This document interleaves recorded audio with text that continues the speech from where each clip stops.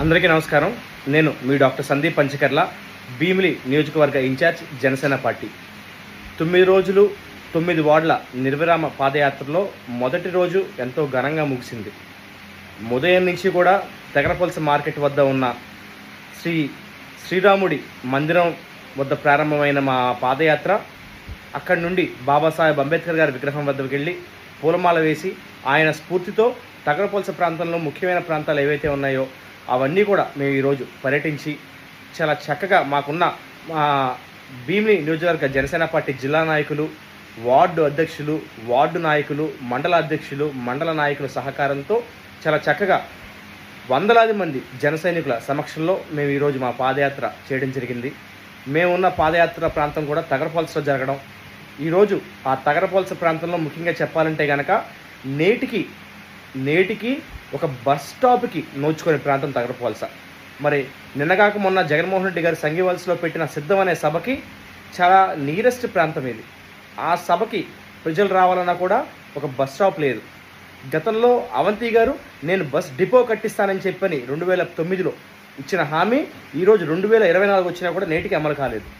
మరి అలాంటి రద్దీ ప్రాంతంలో ఈరోజు మేము మార్కెట్ ప్రాంతం, రద్దీ ప్రాంతం, కార్మికులు, విద్యార్థులు, మహిళలు అందరూ కూడా ఎక్కువగా సంచరించే తెగరపల్స ప్రాంతంలో మేము మొదటి రోజు పాదయాత్ర చేయడం జరిగింది. 1వ వార్డు కింద వస్తుంది కాబట్టి ఈ ప్రాంతంలో ఉన్న సమస్యలు తెలుసుకుంటూ మేము వెళ్ళినప్పుడు ఈరోజు జనసేన పార్టీ పాదయాత్ర ఉందని తెలిసి రాత్రికి రాత్రి ఆసరా సమావేశం పెట్టి డ్వాక్రా మహిళలందరినీ కూడా ఆసరా మీటింగ్కి రావాల్సిందే, మధ్యాహ్నం వరకు కూడా భోజనాలు ఇక్కడే అని చెప్పి వాళ్ళని బంధించే ప్రయత్నం చేసినప్పటికీ కూడా జనసేన పార్టీ మేము నమ్మకంతో ఆసరా మీటింగ్ నుంచి తిరిగి వచ్చే మహిళలు వచ్చేంత వరకు మేము వెయిట్ చేసి వారి వద్దకు వెళ్ళి వారి అభిప్రాయం సేకరించినప్పుడు వాళ్ళు చాలా క్లియర్గా చెప్పారు, మమ్మల్ని ఎంతో ఇబ్బంది పెట్టి బలవంత పెట్టి సభలకు తీసుకెళ్తున్నారు, మీరు మాత్రం మా సమస్యలు తెలుసుకోవడానికి మా ఇంటికే వస్తున్నారు, కాబట్టి ఈసారి జనసేన లాంటి పార్టీకి మేము తప్పకుండా మద్దతు ఇస్తామని చెప్పని వారు మమ్మల్ని ఆశీర్వదించడం మాకు ఎంతో ఆనందాన్ని కలిగించింది.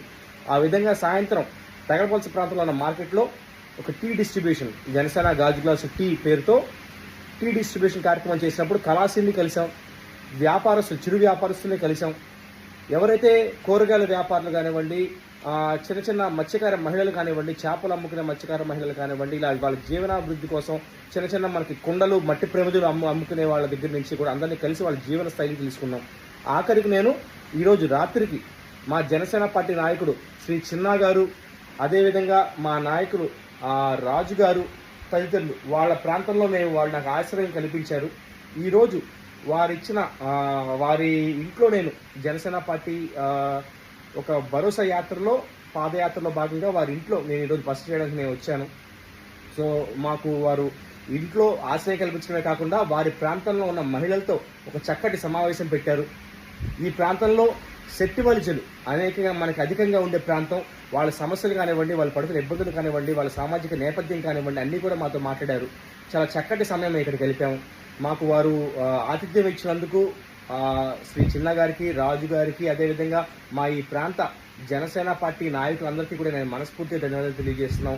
ఈరోజు రాత్రి మాకు ఈ ప్రాంతంలో బస ఇచ్చారు. ఇదిగోండి మా దిళ్ళు, దుప్పట్లు, మా పరుపులు, అన్నీ కూడా మా సామాగ్రి మేము తెచ్చుకొని ఇక్కడికి వచ్చాము.